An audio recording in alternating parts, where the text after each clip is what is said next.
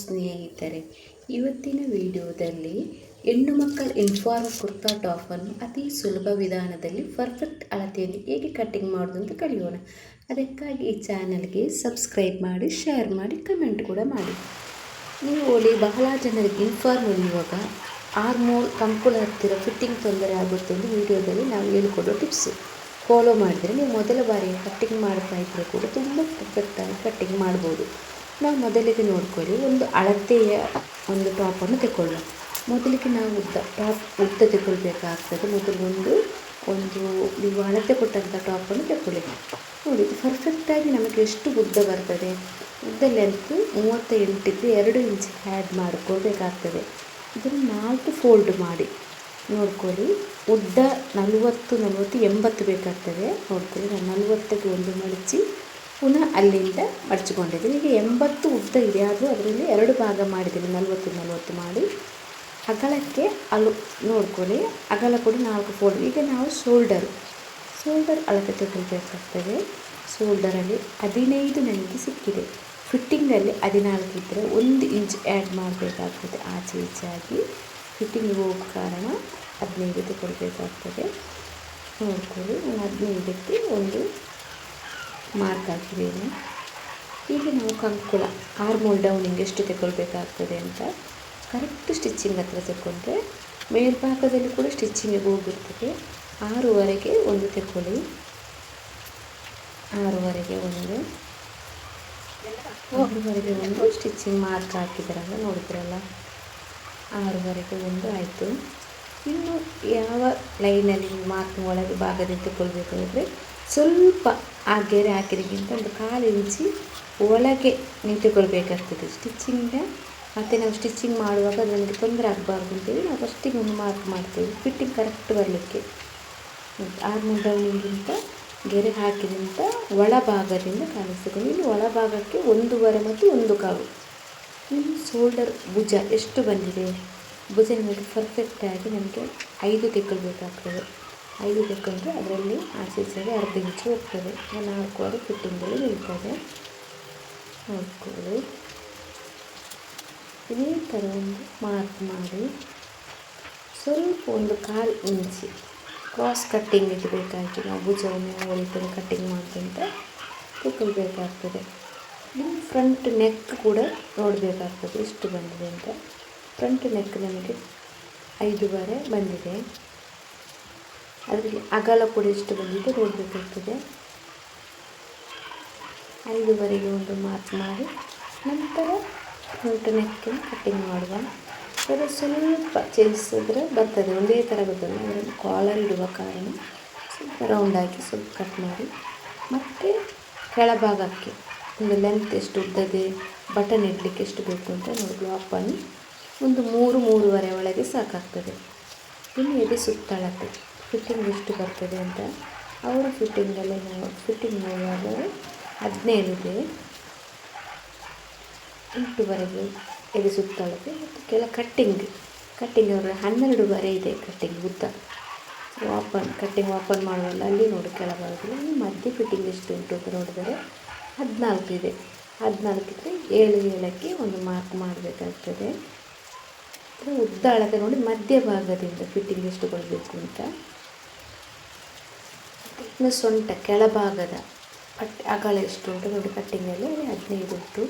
15 ಇದ್ದರೆ 7ವರೆಗೆ ಒಂದು fitting mark ಮಾಡಬೇಕು. ಒಂದು ಗೆರೆಯಲ್ಲಿ ಪರ್ಫೆಕ್ಟಾಗಿ ಕರೆಂಟಲ್ಲಿ ಇದೇ ಸ್ಟಿಚ್ ಇದೇ ಫಿಟ್ಟಿಂಗ್ ಕರೆಕ್ಟಾಗಿ ಬರ್ತದೆ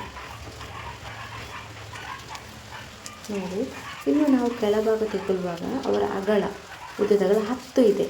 10 ಇದ್ದರೆ ನಾವು ತಗೊಳ್ಬೇಕಾದ್ರೆ 1 ಇಂಚ್ ಎಷ್ಟು ತಗೊಳ್ಬೇಕು. ಅಲ್ಲಿ ಮಡಚುವಾಗ ಹೋಗ್ತದೆ 11 ತಗೊಳ್ಬೇಕಾಗ್ತದೆ. ಆಚೆ ಈಚೆ ಅರ್ಧ ಇಂಚು ಮಡಚುವಾಗ 11-11.5 ಇಂಚೆ ತಗೊಳ್ಳಿ. 10 ಫಿಟ್ಟಿಂಗ್ ಆಗಿದ್ದರೆ 11-11.5 ತಗೊಂಡು ಪರ್ಫೆಕ್ಟಾಗಿ ನಮಗೆ ಬರ್ತದೆ ನೋಡಿ. ಇಲ್ಲಿ ಕಟ್ಟಿಂಗಿಗೆ ಸ್ವಲ್ಪ ಕ್ರಾಸ್ ಲೈನ್ ಮಾಡಿದರೆ ಆಯಿತು.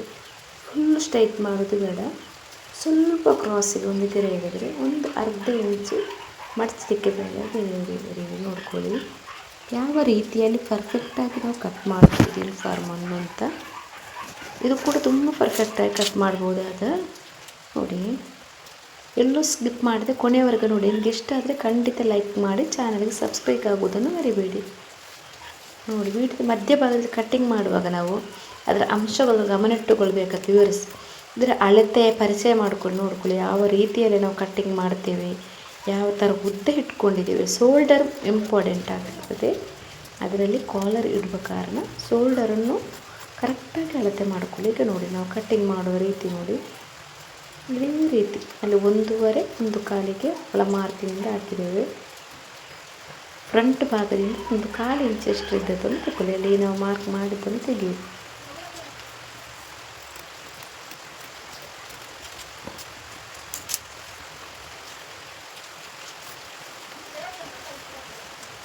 ಇದೇ ರೀತಿ ಮಾರ್ಕ್ ಮಾಡಿದರೆ ಒಂದು ಫ್ರಂಟಿಂದ ಒಂದು 3-3.5 ತಗೊಂಡು ಸಾಕು. ನೋಡ್ಕೊಳ್ಳಿ ಉದ್ದ. ಅದು ಬಟನ್ ನಮಗೆ ಇನ್ಫಾರ್ಮ್ ಆದ ಕಾರಣ ನಮಗೆ ಎದುರಿಗೆ ಬಟನ್ ಬೇಕಾಗ್ತದೆ. ಮತ್ತು ನೆಕ್ ಕಾಲರ್ ಕೂಡ ಕಟ್ಟಿಂಗ್ ಮತ್ತೆ ನೋಡುವ. ಇದಕ್ಕೆ ಫ್ರಂಟ್ ನಾವು ಒಂದು ಓಪನಿಂಗ್ ಮಾಡಬೇಕಾಗ್ತದೆ. ಇನ್ಫಾರ್ಮ್ ಆದ ಕಾರಣ ಇದು ಬಟನ್ 2 ಇಲ್ಲದ್ರೆ 3 ಬಟನ್ ಇಡಲಿಕ್ಕೆ ಬೇಕಾಗ್ತದೆ. ನೋಡ್ಕೊಳ್ಳಿ, ನಾನು 3ವರೆಗೆ ಒಂದು ಮಾರ್ಕ್ ಮಾಡಿದ್ದೀನಿ. 3ವರೆಗೆ ಮಾರ್ಕ್ ಮಾಡಿದ್ರೆ ಕರೆಕ್ಟಾಗಿ ಬರ್ತದೆ. ಇದರಲ್ಲಿ ಆರ್ಮೋಲ್ ಡೌನಿಗೆ ಎಷ್ಟು ತೆಗೋಬೇಕು, ಶೋಲ್ಡರ್ ಎಷ್ಟಕ್ಕೆ ಮಾರ್ಕ್ ಇಡ್ತೇವೆ ಎಂದು ಪ್ರತಿಯೊಂದು ಇಂಚಲ್ಲಿ ಸ್ಪಷ್ಟವಾಗಿ ಹೇಳಿದ್ದೇನೆ. ಯೂನಿಫಾರ್ಮ್ದು ವಿಶೇಷತೆ ಕೂಡ ಇದೆ. ಸ್ಕೂಲ್ ಕುರ್ತಾ ಆಗಿರೋದ್ರಿಂದ ಫಿಟ್ಟಿಂಗ್ ತುಂಬ ಟೈಟ್ ಇರಬಾರ್ದು, ಮಕ್ಕಳಿಗೆ ಕಂಫರ್ಟಬಲ್ ಆಗಿರಬೇಕು.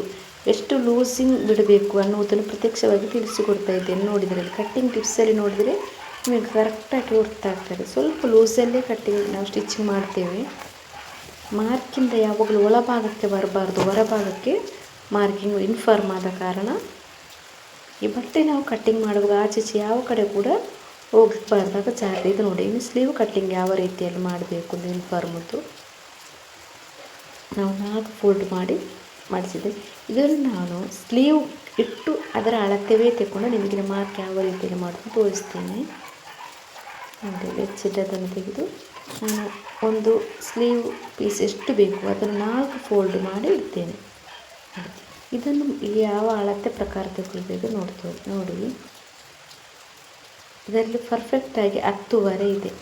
11ವರೆ ತೆಗೊಳ್ಬೇಕಾಗ್ತದೆ. ನಾನು ಇದನ್ನು ಸ್ಲೀವ್ ಇಟ್ಟು ನಿಮಗೆ ಮಾರ್ಕ್ ಮಾಡಿ ತೋರಿಸ್ತೇನೆ. ನಾವು ಅಳತೆ ಇಟ್ಟದಕ್ಕಿಂತ ಅರ್ಧ ಇಂಚ್ ಮೇಲ್ಭಾಗದಲ್ಲಿ 1 ಇಂಚ್ ತನಕ, 1/4 ಇಂಚ್ ತನಕ ಕೆಳಭಾಗದಲ್ಲಿ ತೆಗೊಂಡಿದ್ದೇನೆ. ಈ ಫಿಟ್ಟಿಂಗ್ಗೆ ಹತ್ತಿರ ಒಂದು ಮಾರ್ಕ್ ಮಾಡಿ ಅದಕ್ಕಿಂತ ಮೇಲೊಂದು 1/4 ಇಂಚ್ ಎಷ್ಟು ಮಾರ್ಕ್ ಮಾಡಿದರೆ ಆಯಿತು. ನೋಡ್ಕೊಳ್ಳಿ, ತುಂಬ ಏನು ಕಷ್ಟ ಇಲ್ಲ. ಯೂನಿಫಾರ್ಮು ಯಾವ ಸ್ಲೀವ್ ಕೂಡ ತುಂಬ ಕಷ್ಟ ಇಲ್ಲ. ಯೂನಿಫಾರ್ಮ್ ಆದಾಗ ತುಂಬ ಡಿಸೈನ್ ಕೂಡ ಕೊಡಲಿಕ್ಕಿಲ್ಲ. ಮೇಲ್ಭಾಗದಿಂದ ಸ್ವಲ್ಪ ಒಂದು 1/4 ಇಂಚ್ ಎಷ್ಟು ತೆಕ್ಕೊಂಡ್ರೆ ಸಾಕು.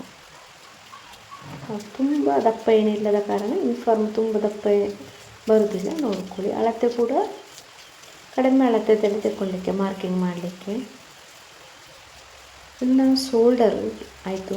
ಇನ್ನು ಕೋಲರ್ ಆದರೆ ಎಷ್ಟು ಉದ್ದ ಕೋಲರ್ ಅದರಲ್ಲಿ ಉಂಟು. ಫುಲ್ ನೆಕ್ ಬರುವಾಗ ಕೋಲರ್ ಅವರು 14 ಉದ್ದ ಕೋಲರ್ ಇದೆ. 1 ಇಂಚ್ ಅಗಲದಷ್ಟೇ ಅದರ ಕಾಲರ್ ಫಿಟ್ಟಿಂಗ್ ಕೊಟ್ಟಿದ್ದಾರೆ.